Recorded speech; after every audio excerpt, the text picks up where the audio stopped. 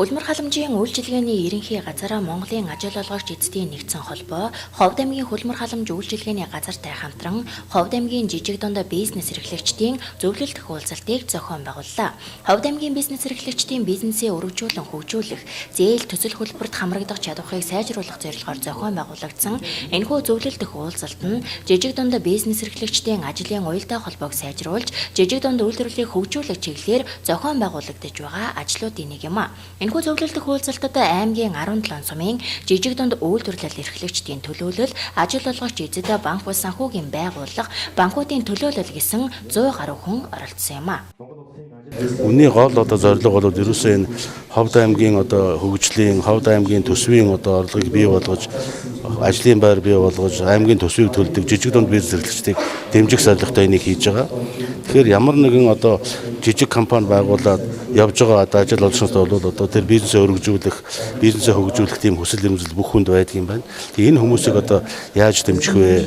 Жишээлбэл бол жижиг дунд үйлдвэрийг дэмжих зээл, хөдөлмөр эрхлэлтийг дэмжих жижиг зээл гэдэг олон их усүрээр хөрөнгө мөнгө орж ирдэг юм байна. Тэр ингээд бизнес эрхлэгч авах гээд очихлоор зэрэг ямар нэгэн жижиг шалтгаанаас болоод хүртэж чаддаггүй, хамардаггүй. Тэгээ энэс болоод маш их гомдол ширгэлүүд байдаг юм. Энийг яаж арилгах вэ? Энийг тэр бизнес эрхлэж байгаа хүмүүс нь ойлгуулъя. Та төслөө яаж зөв бичих үү? Тэр банкн дээр очиод өөрийгөө яаж танилцуулах вэ? Төслийнхаа тооцоог хэрхэн танилцуулах вэ гэдэг асуудлыг энэ жижиг бизнес эрхлэж байгаа хүмүүс бид нар ойлгуулъя. Энийг гарц замыг хэлж өгье гэсэн ийм зорилготой юм. Тийм учраас бид нар Ховд аймгийн энэ банк санхүүгийн байгууллагуудын төслийг дамжуулж байгаа банк санхүүгийн байгууллагуудын эдийн засагчдаар нь яг зөвлөгөө өгүүлж яагаад бичсэн төсөл дэмжигдэхгүй байна? Ямар учраас тэр хүний юмд хамарч чадахгүй байна? Дээр нь энэ төсөл хөтөлбөрийг яг хэрэгжүүлж байгаа аймгийн хөдөлмөр халамж үйлчилгээний газар, жижиг дунд үйлдвэрийн газар, тэр зээлийн баталгаанд хариуцсан хүмүүсээр нь яг зөвлөгөө өгүүлж байгаа. Та ингэж бичиж, ингэж ажиллавал энэ төсөл чинь дэмжигдэн шүү. Тийм учраас энэ чиглэлээр ингээд чадвартай болооч. Тэгээ энийг очиод тэр сум орон нутгийнхаа бизнес эрхлэгч хүргээч гэдэг бид нар ийм арга хэмжээг зохион болж байгаа юм. 2018 оны байдлаар Ховд аймгийн хөлмөр халамжийн үйлчилгээний газарт 1800 гаруй бүртгэлтэй ажилгүй иргэд байгаа бол 900 гаруй хуваарай хөлмөр эрхлэгчид бүртгэлтэй байдаг байна. Төрөөс жижиг дунд бизнес эрхлэгчдийг дэмжиж үйл ажиллагааг нь өргөжүүлэн хөгжүүлэх үүднээс аймгийн хөлмөр халамжийн үйлчилгээний газрын хөлмөр эрхлэлтийг дэмжих сангаар дамжуулан 2018 онд 900 сая төгрөгийг тусгасан бөгөөд төслөө бичиж зээлийн шалгуур хангасан хуваарай хөлмөр эрхлэгчид 10 хүртэлх аж ахуйн нэгж 20 хүртэлх сая төгрөгийн зээлийг банкар дамжуулан авах боломжтой байдаг байна. Нөгөө талаар зөвлөгөөний гол зорилго бол ерөөсөө төрөөс ажил олгогчд руу чиглэсэн ямар үйлчилгээнүүд үзүүлж байгаа, ямар боломжууд байгаа, тэр боломжуудыг яаж ашиглах ёстой. Эргээд энэ төрөөс үйлчилгээ үзүүлж байгаа энэ байгууллагууд маань хамтраад энэ жижиг дунд бизнес эрхлэгчтэйгээ яаж ажиллах ёстой гэсэн ийм гол зорилготойгоор ер нь бол төрийн байгууллагууд банкудаар дамжуулаад энэ жижиг дунд бизнес эрхлэгч рүү чиглэсэн санхүүгийн янз бүрийн зээлүүд өгч байгаа.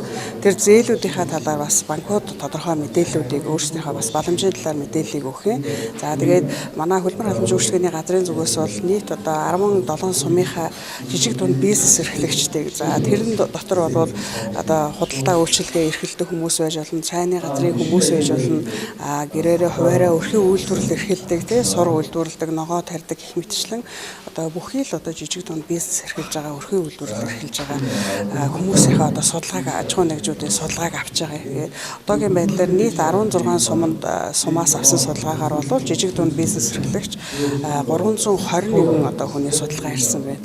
За аймгийнхаа төвийн бас үлдсэн энэ судалгааг авч гүйцэсний дараа өнөөдрийн энэ зөвлөгөөнийхөө үр дүнд бас бизнес эрхлэгчдийнхаа саналыг эцэст нь сонсон. Тэр санал дээр үндэслээд мөн тэр судалгааны явцдаа өчигдрийн бас энэ хүмүүсийн жижиг дунд бизнес эрхлэгчдийн өгсөн саналыг үндэслээд цаашдаа бид нар энэ хөлмөр эрхлэлтийг нэмэгдүүлэх чиглэлээр, өрхийн үйлдвэрлэлийг нэмэгдүүлэх чиглэлээр цаашлаад эдгээр хүмүүстээр түшиглээд ажлын байрыг нэмэгдүүлэх тал дээр яаж анхаарч ажиллах ёстой юм бэ?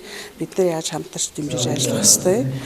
Энэ дэмжиж бас энэ бусад тэр үйлчилгээний төрөөс үзүүлж байгаа үйлчилгээнүүдийг ямар замаар хамтарсан байдлаар шийдвэрлэх боломжууд байгаа юм бэ гэдэг гарцаа тодорхойлоод тэр чиглэлөө хийсэн тусгай бас ажлын төлөвлөгөө боловсруулан ажиллах юм зорилготой юм аа.